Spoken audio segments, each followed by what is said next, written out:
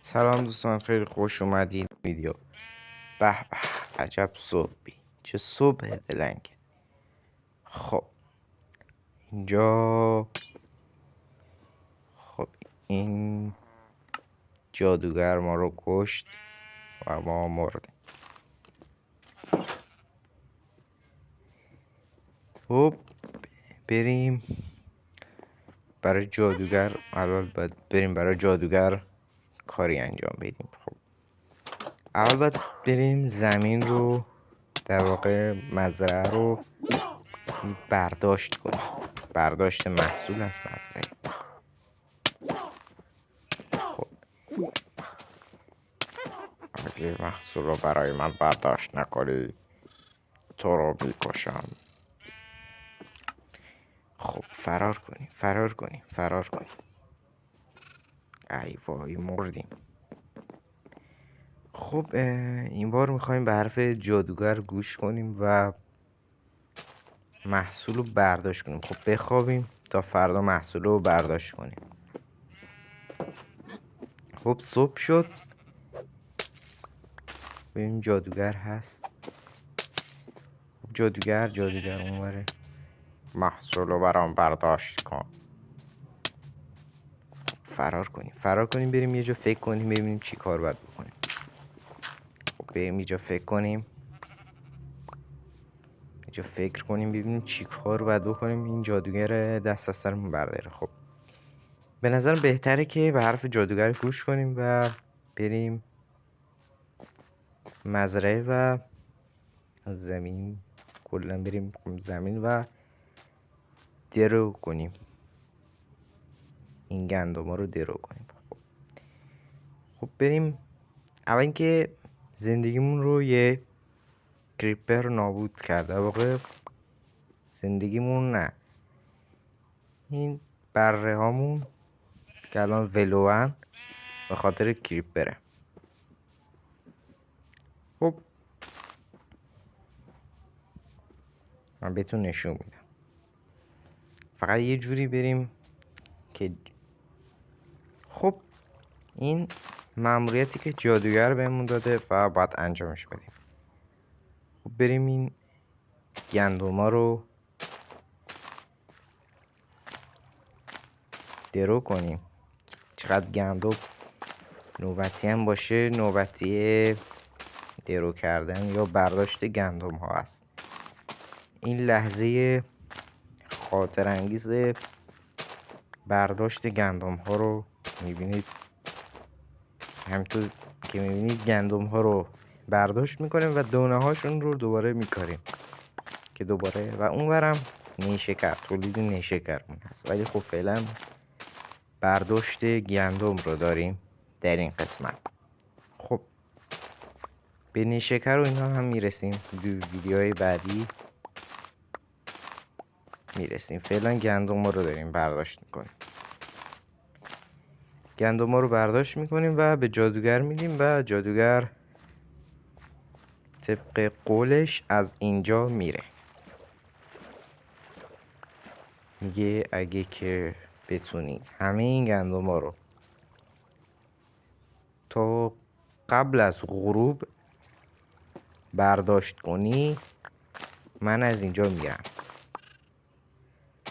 خب خیلی سریع این گندم رو برداشت کنیم.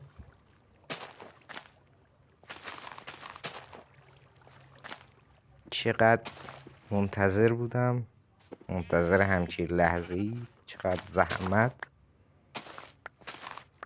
این به نظرم گوسفندا آزاد باشن بهتره.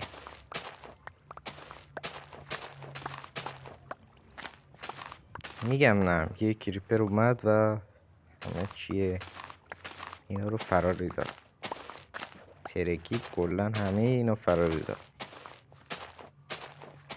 خب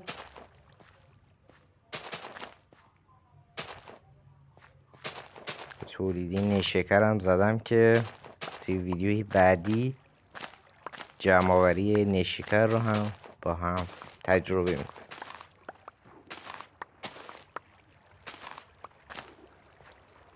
ماینکرافت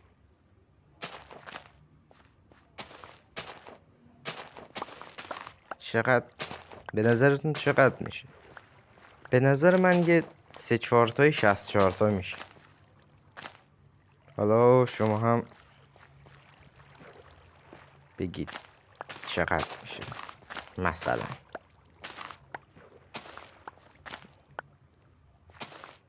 دیگه آخرای جمع آوریشه دیگه، ولی خوبه.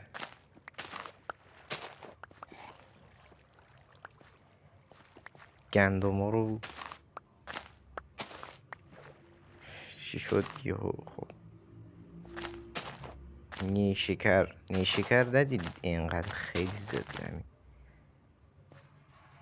یه ذره بلندتر شد، دوباره کاشتم، فقط کاشتم، هیچ برداشتی از نیشکر نداشتم. به خاطر همینه که نیشکرام خیلی بیشتر از گندمام شدن. گندمام زیاده. حالا محصول بعدی گندم به سال دیگه.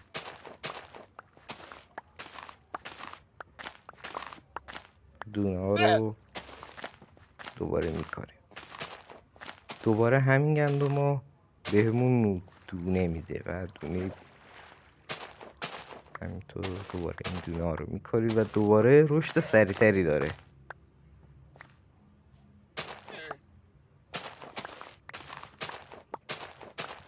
و ژنتیک این گندم ها بهتر میشه.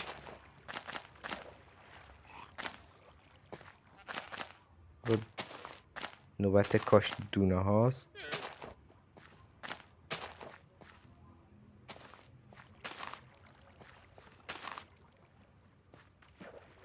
به به، تقریبا تموم شد.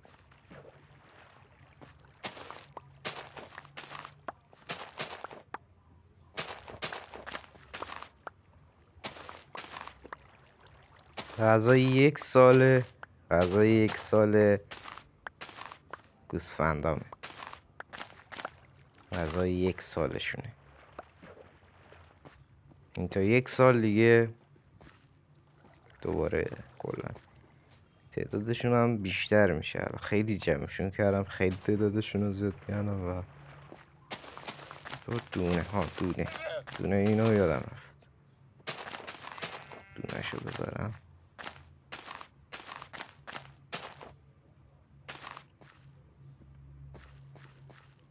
نیشکر هم داره در حال تولید. اینی که خراب شده تبدیل شده به گل و درستش کنم. خب برم نیا کنم چقدر جمع شده و بذارم تو گاف صندوق. و فکر کنم جادوگر رفته. کجا؟ نه خبری از جادوگر مثل این که نیست. بگم اونم رفته جادوگر. گفت میرم تو جمع کن من میرم. خب درو ببندیم.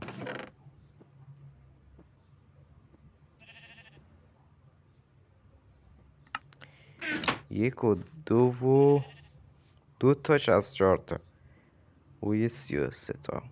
خوبه، محصولمون خوب بود برداشتش. خب بچه ها امیدوارم که دوستان امیدوارم که از این ویدیو خوشتون اومده باشه. اگه ویدیو رو خوشتون اومد ویدیو رو لایک کنید، کامنت بذارید، لایک فراموش نشه. تا یه ویدیوی دیگه، خدایا رو نگهدارتون.